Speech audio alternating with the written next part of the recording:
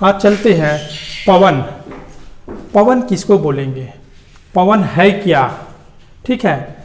तो पवन देखते हैं उच्च दाब से निम्न दाब की ओर चलता है, उसे हम क्या बोलेंगे, पवन। अब क्या है पवन, उच्च दाब क्या है, निम्न दाब क्या है, ये अभी हम समझ नहीं रहे हैं, ठीक है। डायग्राम के माध्यम से हम समझने का कोशिश करेंगे। तो पवन किसको बोलेंगे, उच्च दाब से, उच्च दाब से, उच्च दाब मतलब हाई प्रेशर से क्या होता है, लो प्रेशर, लो प्रेशर की ओर जो चलती है उसे ही हम क्या बोलेंगे, पवन बोलेंगे, ठीक है। आप डायग्राम के माध्यम से समझने की कोशिश करना।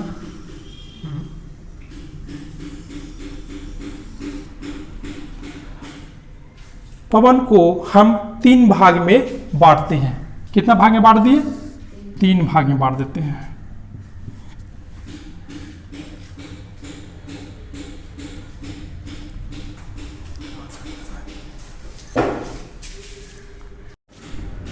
एक नंबर जो है अस्थाई पवन, अस्थाई पवन। 2 नंबर है मौसमी पवन, मौसमी पवन। और 3 नंबर में है स्थानीय पवन, स्थानीय पवन। पवन को कितने भाग में हम बांटे हैं, 3 भाग में। पहला कौन सा है, अस्थाई पवन, दूसरा क्या है मौसमी पवन, और तीसरा क्या है स्थानीय पवन, ठीक है।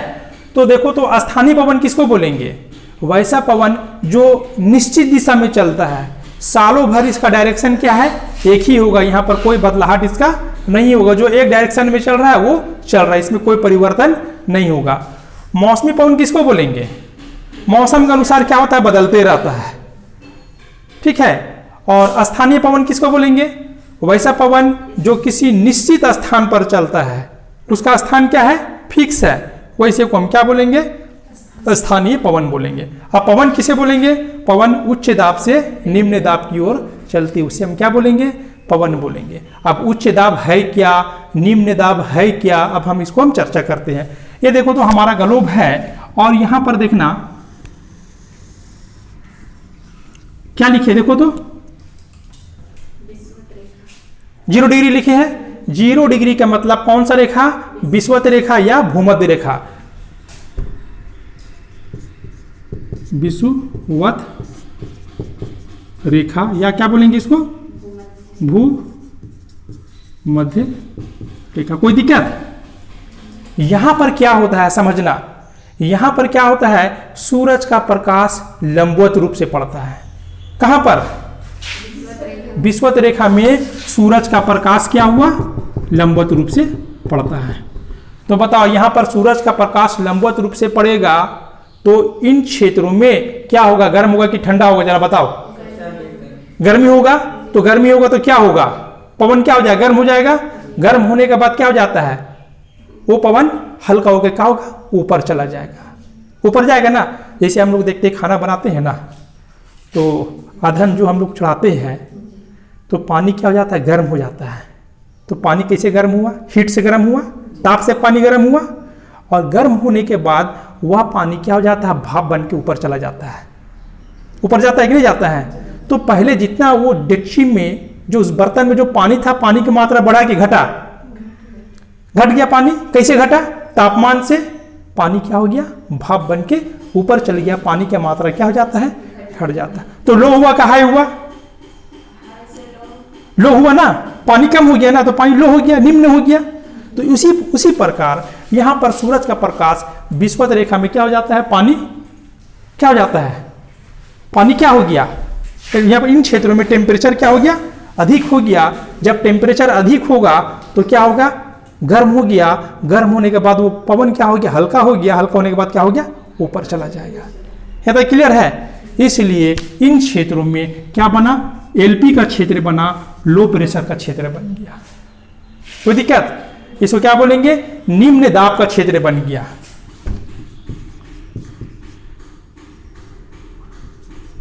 निम्न दाब, बताओ निम्न दाब का क्षेत्र कैसे बना, तापमान के कारण यहां पर क्या हो गया, गर्म हो गया पवन, और क्या हो गया, ऊपर चला गया, तो यहां पर क्या हो गया, लो प्रेशर बन गया। यहां तक ठीक है।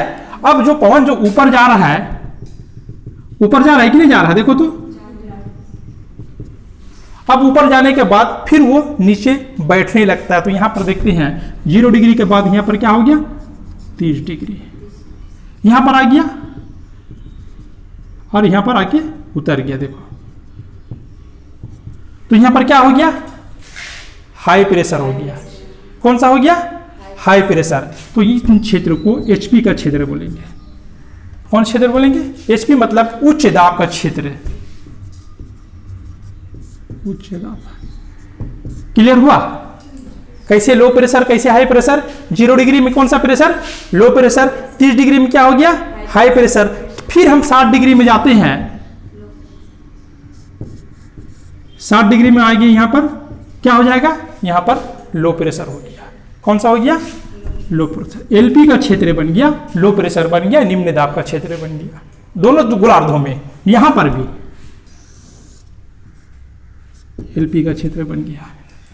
कितना डिग्री है ये, 30 डिग्री में हाई प्रेशर है ना, 30 डिग्री में हाई प्रेशर है, 60 डिग्री में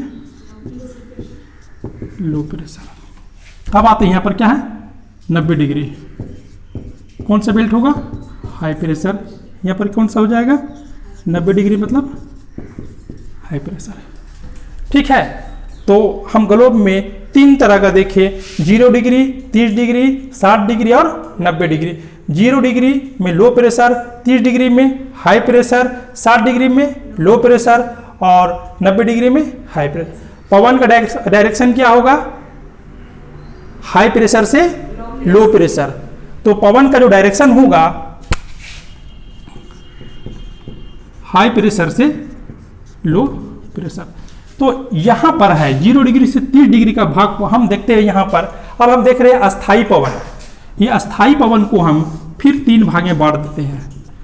एक नंबर है व्यापारिक पवन। कौन सा पवन है, व्यापारिक पवन। व्यापारिक पवन किसको बोलेंगे, देखो यहां पर ऐसे किधर चल रहा है व्यापारिक पवन का डायरेक्शन, देखो तो हाई प्रेशर से लो प्रेशर। यहां पर देखो ऐसे जा रहा, दोनों गोलार्धों में हाई प्रेशर से लो प्रेशर। तो व्यापारिक पवन 30 डिग्री से 0 डिग्री के बीच में चलती है। यह तो क्लियर है, ठीक है। अब कभी कभी परीक्षा में पूछता है इसका डायरेक्शन क्या होगा, तो क्या बोलेंगे, व्यापारिक पवन नॉर्थ ईस्ट से व्यापारिक पवन का डायरेक्शन होगा। ये तो पहला हो गया हाई प्रेशर से लो प्रेशर की ओर। डायरेक्शन क्या होगा, उत्तरी गोलार्ध में नॉर्थ ईस्ट से साउथ वेस्ट की ओर, साउथ वेस्ट की ओर। कहने का मतलब क्या है कि उत्तर पूरब से दक्षिण पश्चिम की ओर। ठीक है, अगर और भी समझ में नहीं आ रहा तो एक डायग्राम और देते हैं, जरा देख लेना इसको। ये क्या है, नॉर्थ साउथ ईस्ट वेस्ट। देखो तो व्यापारिक पवन कैसे घुस रहा है, ऐसे ना घुस रहा है, ऐसे ना आ रहा है। तो क्या बोलेंगे, नॉर्थ ईस्ट से साउथ वेस्ट की ओर। क्लियर। तो व्यापारिक डायरेक्शन क्या होगा, क्या होगा, नॉर्थ ईस्ट से साउथ वेस्ट की ओर। कौन सा गोलार्ध में, उत्तरी गोलार्ध में। यहाँ तक ठीक है। अब आते हैं 1 नंबर व्यापारिक पवन समझ गए। व्यापारिक पवन परीक्षा में पूछता है कितना डिग्री में चलेगा, तो 30 से 0 डिग्री के बीच में। किधर चलेगा, हाई प्रेशर से लो प्रेशर। अब देखते हैं 2 नंबर पछुआ पवन। पछुआ पवन देखना, पछुआ पवन डायरेक्शन क्या है, ऐसी है, किधर चल रहा है देखो तो 30 डिग्री से 60 डिग्री के बीच में, दोनों गोलार्धों में। क्लियर है। अब इसका डायरेक्शन किधर जा रहा है देखो तो, नीचे से जा रहा है ना, ऐसे नहीं जा रहा है देखो तो, ये जा रहा है हाई प्रेशर से लो प्रेशर की ओर। तो क्या लिखेंगे, हाई प्रेशर से लो प्रेशर की ओर। क्लियर है? अब इसका डायरेक्शन क्या होगा? साउथ वेस्ट से नॉर्थ ईस्ट की ओर।